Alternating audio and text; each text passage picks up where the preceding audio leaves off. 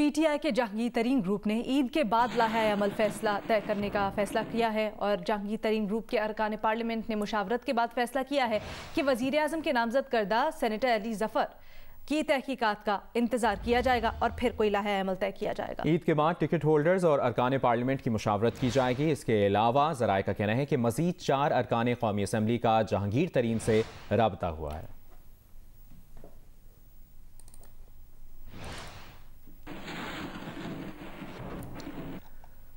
PTI ममनुआ गैर मुल्की funding case में अकबर एस बाबर की स्क्रूटनी कमेटी के इजलास में लैपटॉप इस्तेमाल की दरखास्त मुस्तरद कर दी गई है। इलेक्शन कमीशन ने अकबर एस बाबर की दरखास्त पर फैसला दे दिया है। अकबर एस बाबर ने इजलास के दौरान लैपटॉप इस्तेमाल करने की दरखास्त दी थी। अकबर एस बाबर को 14 अप्रैल के फैसले में सिर्फ रिकॉर्ड और दस्तावेजात का जायजा लेने की इजाजत दी थी। इलेक्शन कमीशन ने फैसले में किसी इलेक्ट्रॉनिक मशीन की इजाजत नहीं दी थी। फैसले में कहा गया है कि अकबर एस बाबर का रिकॉर्ड जायजे के दौरान लैपटॉप इस्तेमाल की दरखास्त मुस्तरद करते हैं।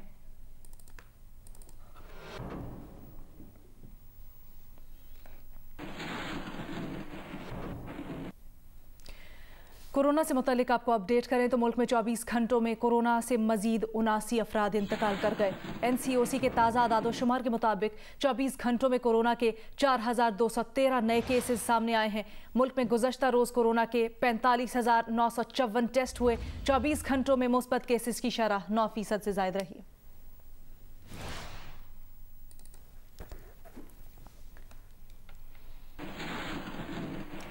National command and operation centre के मुताबिक मर्दान में कोरोना मरीजों के लिए मुख्तस 80% वेंटिलेटर्स पर मरीज ज़ेर इलाज हैं। मुल्तान में कोरोना मरीजों के लिए मुख्तस 74% वेंटिलेटर्स पर मरीज मौजूद हैं। लाहौर में 70%, गुजरांवाला में 57% वेंटिलेटर्स पर कोरोना मरीज ज़ेर इलाज हैं। मर्दान के 70% ऑक्सीजन बेड्स पर कोरोना मरीज ज़ेर इलाज हैं।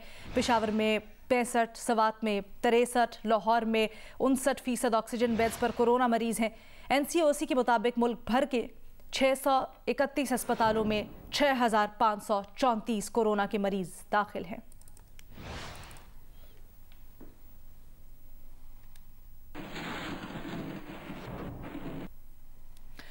लाहौर समेत पंजाब भर में कोरोना केसेस की शरह में कमी ना आ सकी। गुज़श्ता रोज लाहौर में कोरोना टेस्ट मुस्बत आने की शरह 16% के करीब रही, जबकि पंजाब में कोरोना टेस्ट मुस्बत आने की शरह 12% से ज्यादा रही।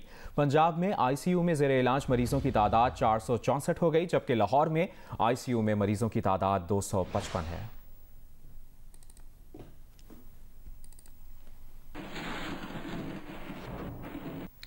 मुल्क के मुख्तलिफ शहरों में कोरोना वायरस के केसेस में मुसलसल इजाफा होता जा रहा है। गुजरांवाला में 24 घंटों के दौरान 3 मरीज इंतकाल कर गए।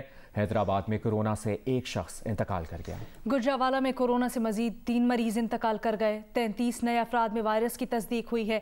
DHQ अस्पताल में 115 ज़ेर इलाज मरीजों में से 23 वेंटिलेटर्स पर हैं। फैसलाबाद में मजीद 138 अफराद में कोरोना की तशखीस हुई है, जिसके बाद मुस्बत केसेस की शरह 14% तक हो गई है। अस्पतालों में मुख्तस 617 बेड्स पर कोरोना के 461 मरीज ज़ेर इलाज हैं। बहावलपुर के अस्पताल में 92 मरीज दाखिल हैं, जिनमें से 19 वेंटिलेटर्स पर हैं। हैदराबाद में 24 घंटों के दौरान कोरोना से 1 शख्स जाम बहक हुआ। 175 अफराद वायरस की तस्दीक हुई है और मुस्बत केसेस की शरह 20% हो गई है।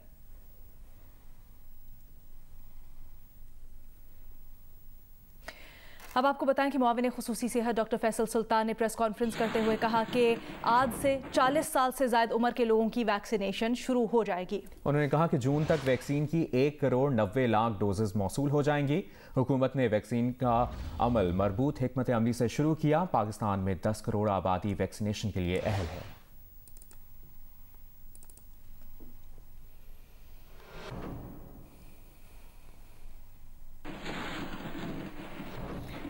इंसदाद कोरोना वैक्सीनेशन लगाने का अमल जारी है। आज से 40 से 49 साल के अफराद को शेड्यूल वैक्सीन लगाने का अमल शुरू कर दिया गया है। मजीद तफसीलात जानते हैं आमना आमिर से, जो कि इस वक्त पोली क्लिनिक में मौजूद हैं। जी आमना।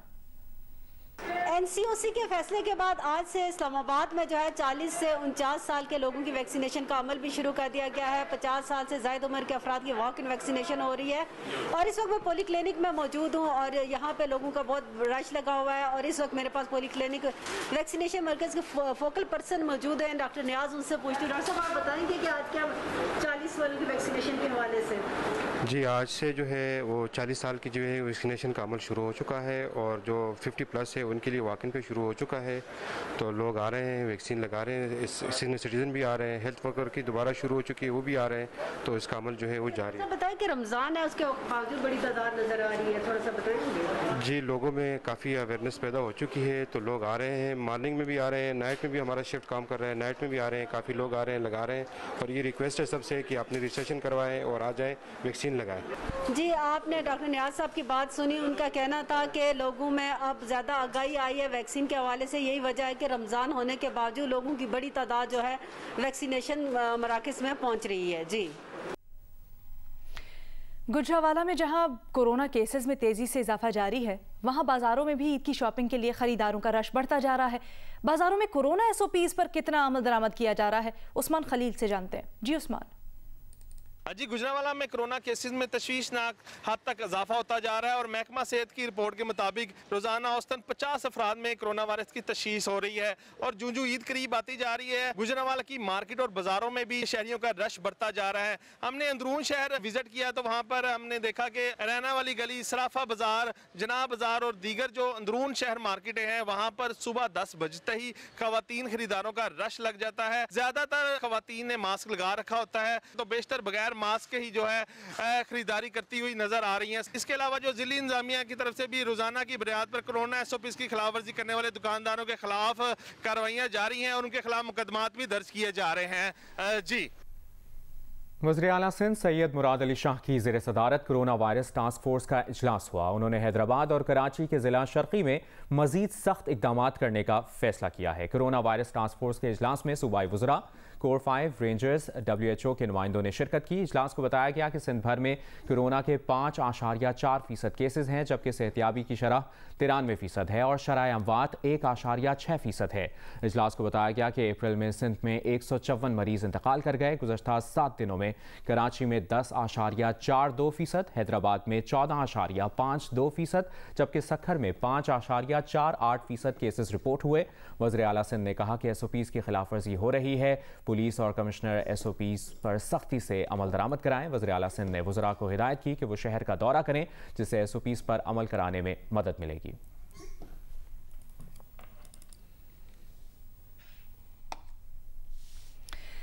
ईद उल फितर जैसे जैसे करीब आ रही है, मार्केट्स में रश बढ़ता जा रहा है। कराची के बाजारों में कोरोना से बचाव के SOPs पर कितना अमल दरामद किया जा रहा है, तफसीलात जानते हैं सनोविया चौधरी से। जी सनोविया।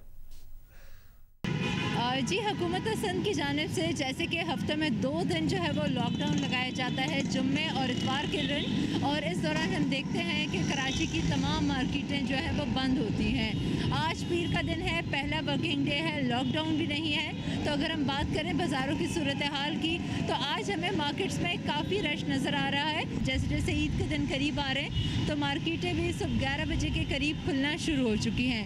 इस वक्त हम मौजूद हैं ज़ैनब मार्केट में और ये यहाँ पर काफ़ी क्राउडेड मार्केट है सदर की। अभी पूरा दिन बाकी है लेकिन अभी से मार्केटों में है रश नज़र आना शुरू हो चुका है। SOPs की बात करें तो जो दुकानदार हैं उन्होंने तो SOPs पर अमल किया हुआ है, फेस मास्क का इस्तेमाल कर रहे हैं, लेकिन जो आने वाली पब्लिक है उनमें से ऐसा है कि तमाम लोगों ने मास्क का इस्तेमाल नहीं किया हुआ। चंद लोग ऐसे हैं जो मास्क के बगैर भी दिखाई दे रहे हैं। यहाँ पर सोशल डिस्टेंसिंग का भी ख्याल रखा नहीं जा रहा।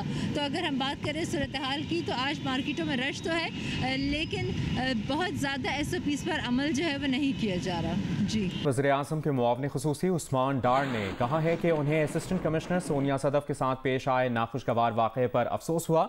उस्मान डार ने कहा कि वो असिस्टेंट कमिश्नर सोनिया सदफ को ज़ाती तौर पर जानते हैं। सोनिया सदफ जिम्मेदार और काबिल अफसर है। उस्मान डार ने कहा ख़वातीन का गवर्नेंस सिस्टम में किरदार इंतहाई खुशाइंद है। ख़वातीन के माशरे में ऐसे किरदार को सराहा जाना चाहिए।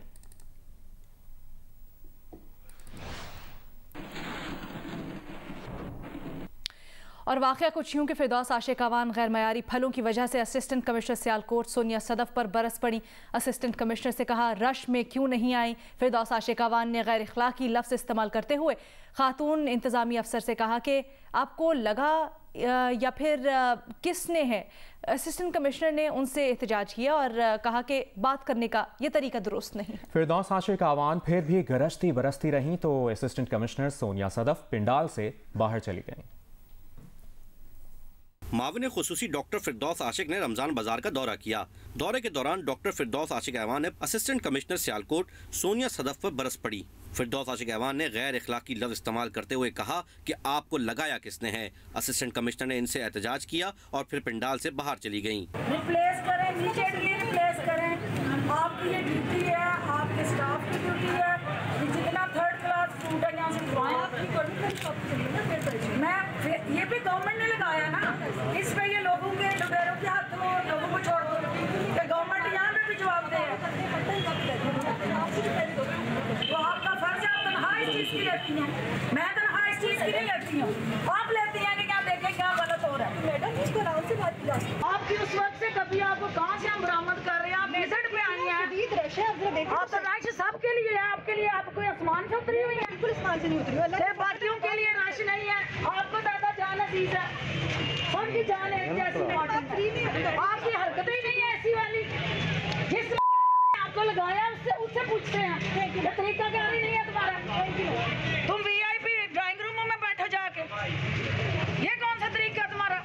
उधर असिस्टेंट कमिश्नर सियालकोट सोनिया सदफ ने कहा कि हम रोजाना जलील और ख्वार होते हैं, ये बात करने का कोई तरीका नहीं है। आराम से भी बात हो सकती है। गर्मी का मौसम है, अगर एक फल खराब भी हो गया तो ये गलती भी हो सकती है।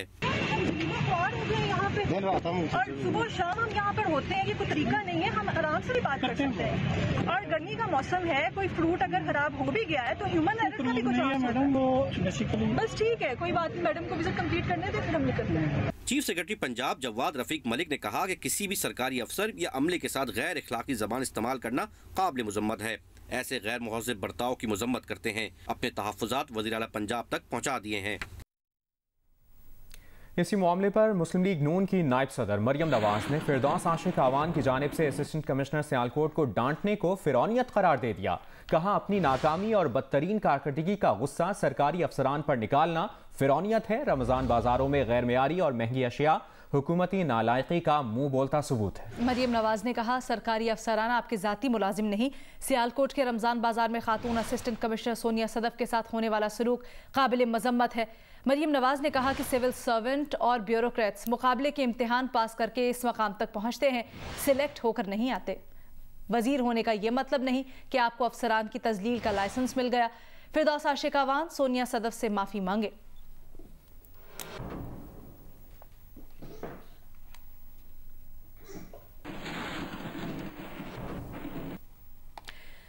और क्रिकेट के मैदान से खबर ये कि इंटरनेशनल क्रिकेट काउंसिल ने वनडे और T20 की नई रैंकिंग जारी कर दी है। वनडे रैंकिंग में न्यूजीलैंड ने आलमी चैंपियन इंग्लैंड से पहली पोजीशन छीन ली। न्यूजीलैंड 121 रेटिंग पॉइंट्स के साथ पहले नंबर पर आ गई। ऑस्ट्रेलिया दूसरे, भारत और इंग्लैंड 115 पॉइंट्स के साथ तीसरे और चौथे नंबर पर हैं। वनडे रैंकिंग में पाकिस्तान की छठी पोजीशन है, जबकि T20 रैंकिंग में इंग्लैंड का पहला नंबर है और भारत दूसरे, न्यूजीलैंड तीसरे नंबर पर है, पाकिस्तान टीम चौथी पोजीशन पर है।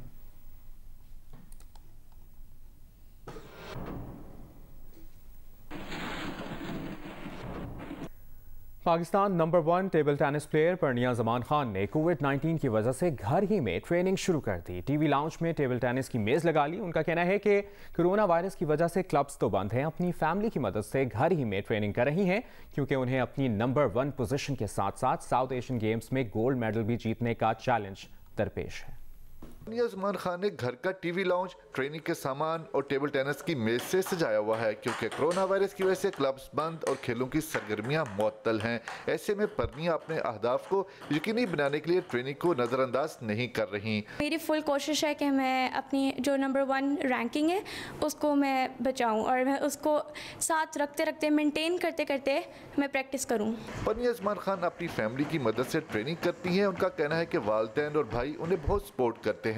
मुझे अपने अब्बू से, अपनी अम्मी से और अपने दोनों भाइयों से जितनी प्रैक्टिस मिलती है, जितना वो मुझे खिलाते हैं, उसकी वजह से मेरे मोरल बहुत ज़्यादा हाई होता है। पनिया के वालिद साबिक स्क्वाश प्लेयर कमरजमान कहते हैं कि आज के दौर में सब कुछ अपनी मदद आपके तहत करना पड़ता है। गवर्नमेंट फेडरेशन ये दोनों तो कुछ भी नहीं कर रहा है, तो जो कर रहा हूँ वो मैं अपने ओन पे कर रहा हूँ। तो इंटरनेशनल मैचेस के लिए मैं अपने ओन पे इसको ट्रेनिंग घर पे ही करवा रहा हूँ। पनिया उस्मान खान का कहना है कि हुकूमत इस मुश्किल वक्त में टॉप प्लेयर्स की सरपरस्ती करे ताकि वो इनफरादी ट्रेनिंग जारी रख सकें। कैमरामैन जवाद हैदरी के साथ सुहेल इमरान, जियो न्यूज़, लाहौर।